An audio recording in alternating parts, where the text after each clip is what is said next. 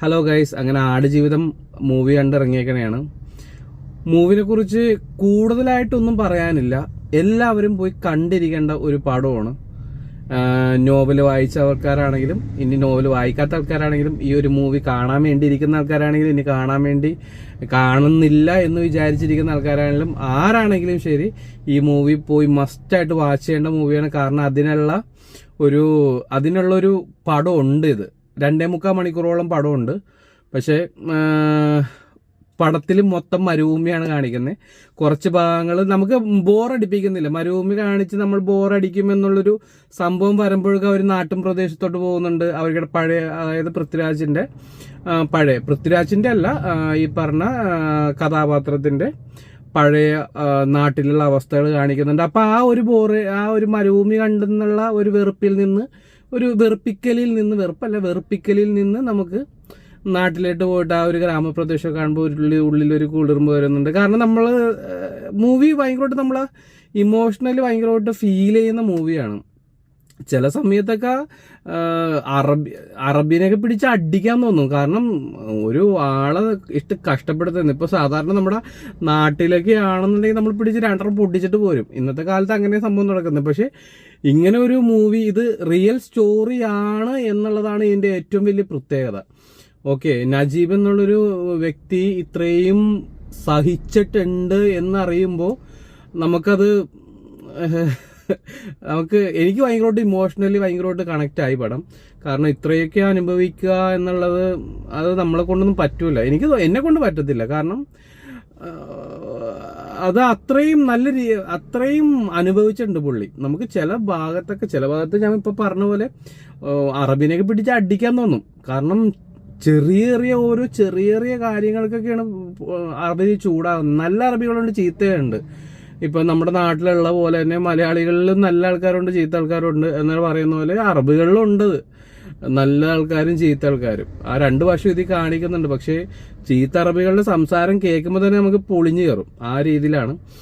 പക്ഷെ ഇത്രയൊക്കെ അനുഭവിച്ചിട്ടാണെങ്കിലും പുള്ളി ഈ പടത്തിനെ കുറിച്ച് ഞാൻ പറയാം. പടത്തിൽ എന്ന് വെച്ചാല് എക്സ്പെഷ്യലി പറയേണ്ടത് പൃഥ്വിരാജിനെ കുറിച്ചാണ്. എനിക്ക് ശരിയാണ്, ഈ പറഞ്ഞ പോലെ ബെസ്ലി ആണെങ്കിലും ഭയങ്കരമായിട്ട് കഷ്ടപ്പെട്ടിട്ടുണ്ടാവും ഡയറക്ഷനും കാര്യങ്ങളൊക്കെ ആയിട്ട്. പക്ഷെ എക്സ്പെഷ്യലി എനിക്ക് പറയാനുള്ളത് പൃഥ്വിരാജിന്റെ ഒരു ട്രാൻസ്ഫോർമേഷനെ കുറിച്ച്. അത് നമുക്ക് ഈ പടത്തില് പൃഥ്വിരാജ് 2-3 ഇന്റർവ്യൂ ഞാൻ കണ്ടിട്ടുണ്ടായിരുന്നു. അതിൽ പറയുന്നുണ്ട്, നിങ്ങൾക്ക് ഈ പടത്തിന്റെ ഒരു ഭാഗത്തെത്തുമ്പോൾ നിങ്ങൾക്ക് മനസ്സിലാവും ഞാൻ ചെയ്തേക്കുന്ന ഒരു ട്രാൻസ്ഫോർമേഷന്റെ ഏറ്റവും പീക്ക് ലെവൽ എന്ന് പറയുന്നുണ്ട്. ആ ഒരു ഭാഗം നമ്മൾ അങ്ങനെ ഇന്റർവ്യൂവിൽ കണ്ടപ്പോൾ ഞാൻ ഇത്രയും പ്രതീക്ഷിച്ചില്ല. നമുക്ക് ശരിക്കും ആ ഒരു ഭാഗം ഈ ഒരു മൂവിയിൽ കാണിക്കുന്നുണ്ട്.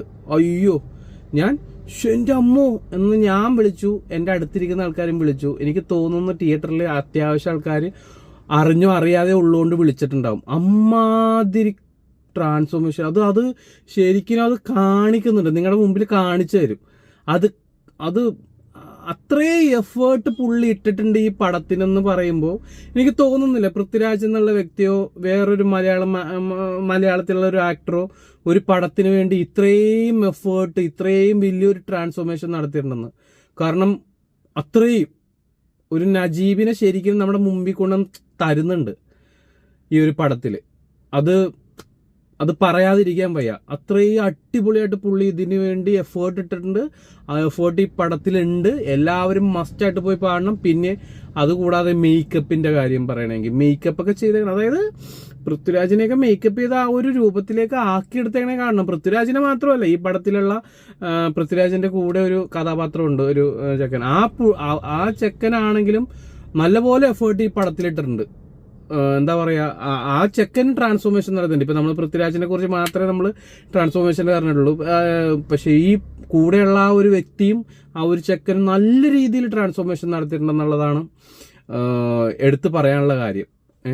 പിന്നെ അതേപോലെ തന്നെ പൃഥ്വിരാജിന്റെ സൗണ്ട് കുറെ വർഷങ്ങൾ കഴിയുമ്പോഴേക്കും എന്താ പറയാ, സംസാരിക്കേണ്ടത് എങ്ങനെയാണെന്ന് പോലും മറന്നുപോയി എന്ന് നമുക്ക് ആ ഒരു പടത്തിൽ തോന്നിക്കും. പിന്നെ എന്താ പറയാ, വരണ്ട പ്രദേശം അറിയാലോ, ഡെസേർട്ടാണ് മൊത്തം വരൾച്ചയാണ്.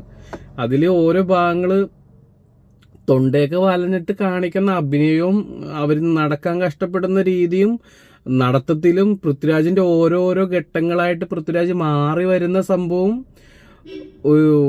അതൊക്കെ കാണിച്ചേക്കണ രീതിയില്ലേ ഗൈസ്, ഒരു രക്ഷയില്ല. മാതിരി കിഡിലോയിട്ടാണ് ഷൂട്ട് ചെയ്ത് വെച്ചേക്കുന്നത്. മസ്റ്റായിട്ട് എല്ലാവരും പോയി കാണണം. പിന്നെ അതേപോലെ തന്നെ ലൊക്കേഷൻ, മരുഭൂമിയാണ് മെയിനായിട്ടുള്ള ലൊക്കേഷൻ എന്ന് പറഞ്ഞാൽ കൂടുതൽ പ്രത്യേകിച്ച് ഒന്നും പറയാനുള്ള, ഫുള്ള് മരുഭൂമിയാണ്. ആ മരുഭൂമിയിലാണ് ഷൂട്ട് ചെയ്തേക്കുന്നത്. ആ മരുഭൂമിയിൽ അവര് എന്താ പറയാ ആടുകളെയും അതേപോലെ തന്നെ ഒട്ടകത്തിനെയൊക്കെ കാണിക്കുന്ന സീനുണ്ട്. പിന്നെ വേറൊരു സംഭവം പൃഥ്വിരാജ് പറഞ്ഞ പോലെ ഒട്ടകത്തിന്റെ കണ്ണിൽ ഒരു പൃഥ്വിരാജിന്റെ ഫേസ് കാണിക്കുന്ന ഒരു രീതിയൊക്കെ ഉണ്ട്. ആ ഒരു ഷൂട്ടൊക്കെ ഉണ്ട്. അതൊക്കെ ശരിക്കും എന്താ പറയാ, നമുക്ക് നമ്മളെ ഉള്ളിൽ ഭയങ്കരമായിട്ട് ഫീൽ ചെയ്യും. ശരിക്കും ആ ഒരു ഭാഗമൊക്കെ നമ്മൾ ഫീൽ ചെയ്യിപ്പിക്കും.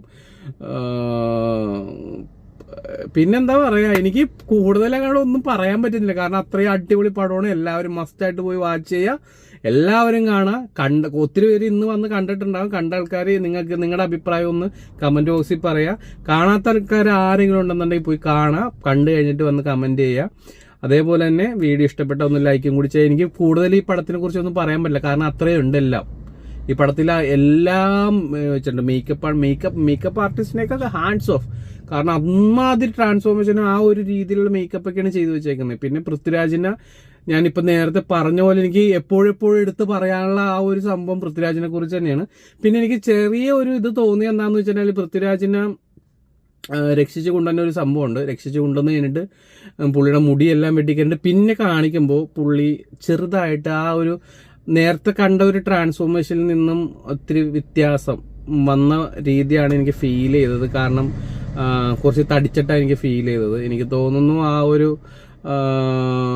കോവിഡിന്റെ ആ ഒരു സമയമൊക്കെ ഉണ്ടായിരുന്നല്ലോ, അത് കഴിഞ്ഞിട്ട് ഉള്ള ഒരു കട്ടിങ് ഉണ്ടായിരുന്നു. ആ കട്ടിങ്ങിന് കഴിഞ്ഞിട്ടുള്ള ഷൂട്ടായിരിക്കണം ആ കാണിച്ചേക്കുന്നത്. പക്ഷെ അതിലെനിക്ക് അത്രയും മറ്റേ ആ ഒരു ഞാൻ പറഞ്ഞില്ലേ ഒരു പീക്ക് ലെവലുണ്ട്. ആ ലെവല് കഴിഞ്ഞിട്ടുള്ള സീനാണ് ശരിക്കും ഇത് വരണ്ടേ. അപ്പൊ ഇതിലും ശരിക്കും ആ ഒരു ഫിഗർ തന്നെ വരണമായിരുന്നു. ആ ഒരു ഫുള്ള്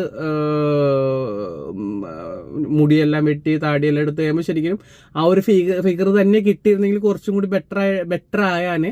പക്ഷെ എനിക്ക് അത്രയും ഒരു ഇതായിട്ട് തോന്നിയില്ല. അതില് ചെറിയൊരു കൂനൊക്കെ മാത്രം കാണിക്കുന്നുണ്ടെങ്കിലും കുറച്ച് ലൂസ് ബനിയാനൊക്കെയാണ് ഇട്ടേക്കുന്നത്. പക്ഷെ മുഖത്ത് ആ ഒരു തടി കാണിക്കുന്നുണ്ടായിരുന്നു. അപ്പൊ എനിക്ക് അത്രയും ഒരു ഇതായിട്ട് ഫീൽ ചെയ്തില്ല. പക്ഷെ എന്നാലും അതൊക്കെ പോട്ടെ, അതേ കുറച്ച് ഭാഗമേ ഉള്ളൂ. പക്ഷേ പുള്ളി ചെയ്തു വെച്ചേക്കുന്ന ഒരു കഷ്ടപ്പാടുണ്ട്. ആ കഷ്ടപ്പാട് നജീബ് എന്നുള്ളൊരു വ്യക്തിനെ റിയൽ ആയിട്ട് ഈ ഒരു പടത്തിൽ കൊണ്ടുവരാനാണ് ചെയ്തു വെച്ചേക്കുന്നത്. പിന്നെ പറയാനുള്ളത്, നജീബിക്ക നിങ്ങൾ ഇത്രയും കഷ്ടപ്പെട്ടിട്ടുണ്ടെങ്കിൽ വലിയൊരു കാര്യം തന്നെയാണത്. ശരിക്കും സമ്മതിച്ചിരിക്കുന്നു. അപ്പോൾ എല്ലാവരും മൂവി പോയി കാണാം. മസ്റ്റായിട്ട് എല്ലാവരും വാച്ച് ചെയ്യുക. എല്ലാവരും കാണേണ്ട പടമാണ്. കാരണം നമ്മൾ ഗൾഫുകാരെന്ന് കേൾക്കുമ്പോൾ നമ്മൾ ഗൾഫുകാരുടെ നല്ല ഭാഗങ്ങൾ മാത്രമേ കേട്ടിട്ടുള്ളൂ. ഇപ്പം ഇതൊരു നജീബ്, ഇതേപോലത്തെ കുറേ നജീബുമാർ ഇതേപോലെ കഷ്ടപ്പെട്ടിട്ടുണ്ടാവും. നമ്മൾ പുള്ളിനെ മാത്രമേ അറിഞ്ഞിട്ടുള്ളൂ, പുള്ളിയുടെ ജീവിതത്തിനെ കുറിച്ച് മാത്രമേ അറിഞ്ഞുള്ളൂ. ഇതേപോലെ അറിയാതെ പോയ കുറേ പേരുടെ ജീവിതം ഉണ്ടാവും. അപ്പം അങ്ങനെയൊക്കെ ആരെങ്കിലുമൊക്കെ ഉണ്ടെങ്കിൽ എല്ലാവർക്കും ഹാൻഡ്സ് ഓഫ്. ഇതേപോലത്തെ ജീവിതങ്ങൾ ഇനി ഭാവിയിൽ ഉണ്ടാവാതിരിക്കട്ടെ എന്ന് പ്രാർത്ഥിച്ചുകൊണ്ട് ഈ വീഡിയോ ഇവിടെ അവസാനിപ്പിക്കുന്നു. ബൈ.